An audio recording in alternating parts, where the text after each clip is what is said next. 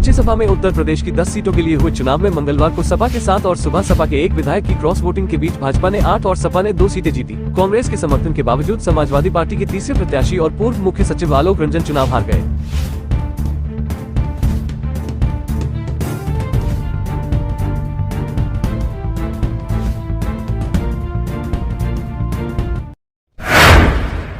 मंगलवार को राज्यसभा चुनाव के कारण 1.5 घंटा पहले ही रौनक छाने लगी थी। अखिलेश यादव अपनी पार्टी के चंद विधायकों और पार्टी के उम्मीदवार आलोक रंजन संग सुबह 9:10 पर विधान भवन परिसर के तिलक हॉल में मतदान के लिए जाते दिखे तो सीएम योगी भी पीछे नहीं रहे। 2 मिनट बाद ही सीएम योगी आरपीएन सिंह के साथ तिलक हॉल पहुंचे और वोट डाला।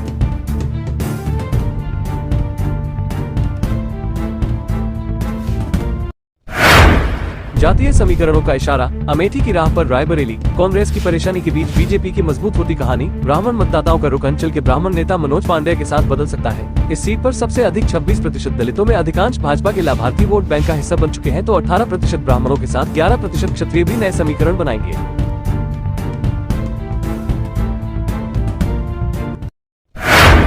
वायनाड से एनी राजा के भाकपा उम्मीदवार घोषित होने के बाद केरल के एलडीएफ गठबंधन में शामिल वाम दलों के नेताओं ने कहा कि केरल में राहुल गांधी हमसे लड़कर क्या संदेश देंगे। राहुल गांधी को हिंदी भाषी उत्तर भारत में भाजपा को सीधे चुनौती देनी चाहिए। वहीं कांग्रेस ने कहा कि अगर राहुल गांधी वायनाड सीट छोड़ते हैं तो भाजपा चुनाव में रण छोड़ने के रूप में प्रचारित करेगी।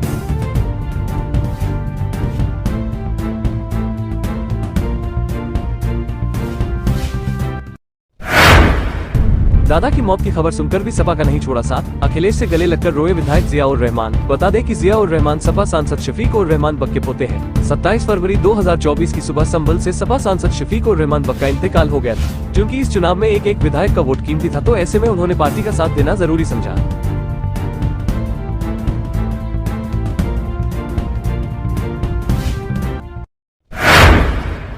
सपा के बागी विधायक राज्यसभा चुनाव में एक साथ वोट देने आए। इस दौरान ये सभी यूपी के डिप्टी सीएम ब्रिजेश पाठक के साथ मुस्कुराते हुए देखे गए। सपा के इन बागी विधायकों में मनोज कुमार पांडेय, राकेश पांडेय, राकेश प्रताप सिंह, अभय सिंह, विनोद चतुर्वेदी और पूजा पाल शामिल हैं। इन बागी विधायकों के कई जगह पुतले भी फूके गए हैं।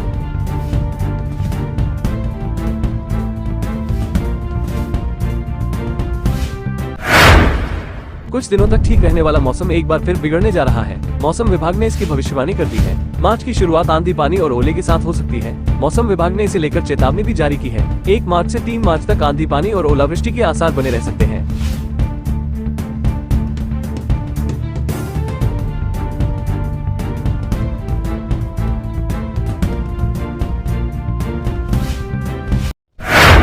परीक्षा देने के बाद स्कूल में 2 मंजिला भवन से कूदी छात्रा, हालत गंभीर। गोरखपुर के गोरखनाथ इलाके में जेपी एजुकेशन स्कूल में परीक्षा देने आई थी 12वीं की छात्रा अक्षिता सिंह। परीक्षा देने के बाद अचानक स्कूल की छत से ही नीचे कूद गई। गंभीर हालत में एक निजी अस्पताल में भर्ती कराया गया। घर वालों को अस्पताल बुलाया गया। शहर के जटेपुर क्षेत्र के सतीश की बेटी है अक्षिता।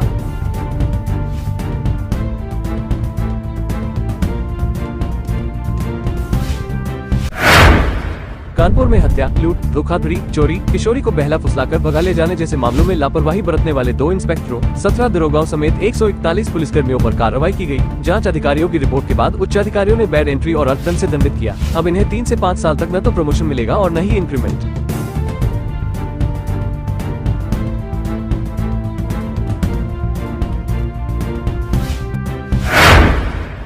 आप अपने 3 विधायकों और एक पूर्व सांसद के सहारे दिल्ली के चुनाव मैदान की नया पार करने के लिए उतर गई है। प्रत्याशियों को लेकर आम जनता की अलग अलग राय है, मगर आपने इन्हें सबसे मजबूत प्रत्याशी माना है। कोंडली के विधायक कुलदीप कुमार को बनाया एससी समाज का चेहरा। सोमनाथ भारती मालवीय नगर से आपसे 3 बार रहे हैं विधायक। महाबल मिश्रा कांग्रेस के पूर्व सांसद अब आपके साथ। देखना होगा कितना मिलेगा लाभ।